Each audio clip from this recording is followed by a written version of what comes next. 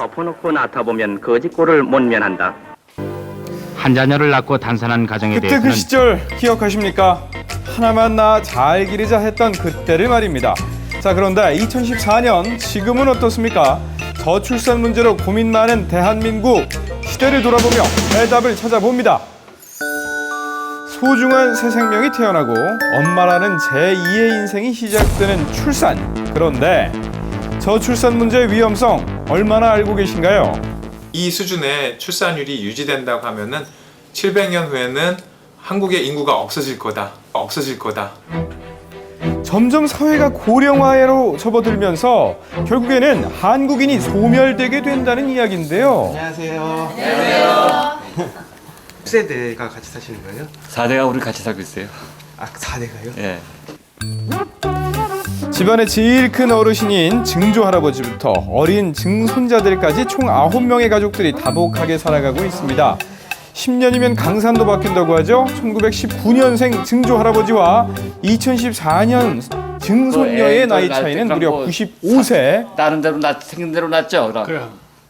아 그때는 뭐 약이 있어 뭐 빠른 19년생이세요. 약이 없어 그때는. 그러니까 명균 넘어 살고 명찰로는 죽고야 그때는. 6.25 전쟁과 일제의 식민 정책으로 인명 손실이 많았던 1950년대 영양 부족과 각종 질병으로 많은 아이들을 잃어야 했는데요. 때문에 무조건 많이 낳자는 일명 베이비 붐이 일었습니다. 그 시절에는 뭐 이제 교육상도 있고 마음은 다 낳고 싶었지. 근데 뭐 표가 뭐 여러 가지가 있을 거야. 막 딸 아들 구별 말고 둘만 잘 그러지 않아도 뭐 덮어놓고 낳다 보면 뭐 거짓걸 못 면한다고 그런 포스터도 많이 붙고 뭐 예비군 교육 현장이나 그 다음에 그 아줌마들은 여자 그 부녀회를 찾아갖고 그냥 가족 계획 정책을 이제 많이 홍보를 많이 했어요. 암흑기 시대가 끝나고 1960년대에 인구 억제 정책이 펼쳐졌는데요. 인구 증가율로는 하지만 우리나라가 남아 선호 사상이 강했던 그 시절 인구가 크게 줄지 않자 1970년도에는 부자녀를 권유하는 의료, 주택 등 출산 억제 정책이 적극적으로 펼쳐졌고요. 1980년대에 이르러서는 한 가정 한 자녀 운동을 펼치기도 했습니다. 자, 이렇듯 1950년도부터 1980년도 후반까지 지속된 출산 억제 정책, 사람들은 많은 혼란을 느끼기도 했는데요.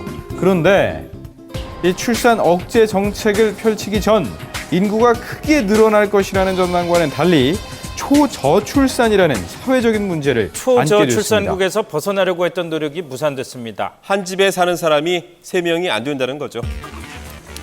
전문가들은 경제가 발전하면서 여성의 사회적 진출이 많아지고 높은 양육비 부담을 원인으로 짚고 아이를 있는데요. 키우는 데 있어서 다양한 비용이 드는데 그 비용만큼 부모님들이 벌 수 없다라는 어떤 현실적인 경제적인 여건이 아이를 낳지 못하게 만드는 중요한 요인이라고 생각이 됩니다.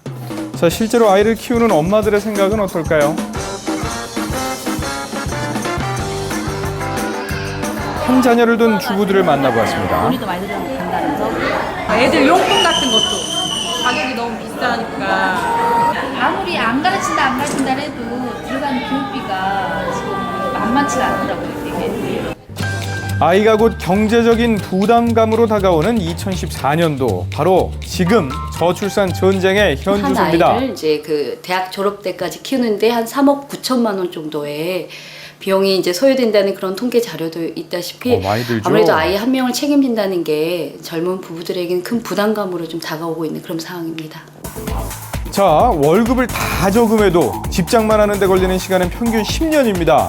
경제 사정을 고려할 때 아이 양육비 무시할 수 없는 내용이겠죠.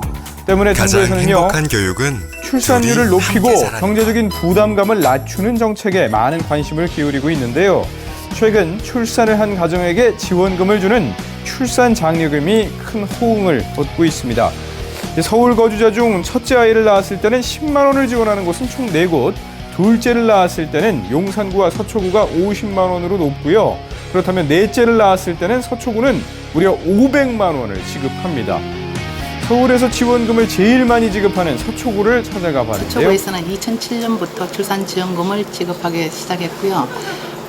약 3,800명에서 4,100명까지 6.7% 정도 늘었습니다. 서초구에서 올 한 해만 넷째 아이 이상 500만 원을 받은 사람은 36명. 출산 장려금은 각 구, 군, 시청을 통해서 지원을 받을 수 있습니다. 현재 4,056명으로. 자, 요즘 5배로 행복하다는 이지영 씨인데요. 바로 사랑스런 네 딸과 생후 11개월 막내딸 때문입니다. 하지만 임신 사실을 알았을 때는 역시 막막함이 컸다고요. 기도 했지만 걱정도 많이 됐거든요. 네, 아무래도 넷도 적은 게 아닌데 5이라서 생활비나 이런 것들도 그렇고 첫째는 못 받았고요. 둘째는 30만 원 받았고요. 셋째는 100만 원 받았고요. 넷째는 500만 원 받았고요. 막내는 다섯째는 1,000만 원. 우와, 출산 장려금이 1,000만 원이라고요? 자, 전국에서 가장 많은 출산 장려금을 지원해주고 있는 서산시. 그런데 1,000만 원이 아닌 500만 원? 어떻게 된 일인가요? 500만 원 같은 경우는 태어나자마자 출생신고하면서 받았고요.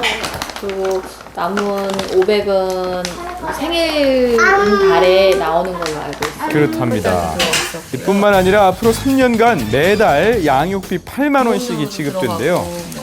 기저귀 값으로도 들어가고. 아무래도 좀 보탬은 많이 됐죠. 5째 막내가 태어난 뒤 엄마 이지영 씨가 3년간 받게 될 돈은 약 2천만 원이 되는 셈인데요. 요즘 각 지자체에서 워낙 이제 맞벌이 가구들이 늘고 있으면서 이 가구들을 위한 사실 지원책을 많이 늘리고 있는 그런 상황입니다. 근데 더 필요한 거는 내 아이뿐만 아니라 더불어 모든 아이를 함께 키운다는 어떤 공동체 의식이 좀 부활이 필요하지 않을까 싶습니다. 시간은 흐르고 역사는 변한다. 가난한 흥분의 가족이 지금 이 시대에 태어났다면 좀 더 행복하지 않았을까 싶은 생각도 듭니다.